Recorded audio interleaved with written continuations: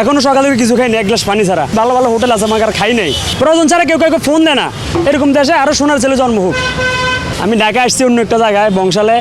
আমি একটু দেখি মিজান ভাই যেহেতু ভাইরাল হয়েছে, আমি মিজান ভাইকে একটু দেখবই। তারপরে মতিঝিল আসছি, হাঁটি মনে হয় 1 ঘন্টা হাঁটছি ভাই। হাঁটার পরে মেট্রো রেলের টিকিট কাটছি। টিকিট কাটার পরে আগার কাটছি 50 টাকা দিয়ে। এখনও সকালে কিছু খাই না, এক গ্লাস পানি ছাড়া। শুধু এখানে খাবো বলে এখন আসি, দেখি এখন বাদ হয় না ভাই। এখন কী করবো চিন্তা করছি, এখানে খাবো নাকি ফ্যাটকে কষ্ট দিব, নাকি আবার ঢাকা অন্য হোটেলে গিয়ে খাবো আর কি।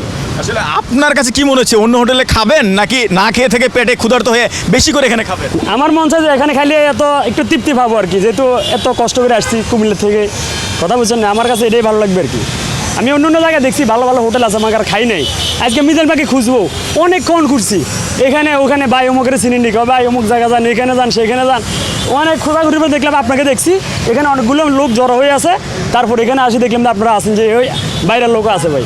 আলহামদুলিল্লাহ অনেক সন্তুষ্ট আছি আমি, কোনো সমস্যা নাই। আমি চাই এরকম আরও দেশের মধ্যে এরকম উদ্যোক্তা তৈরি হোক।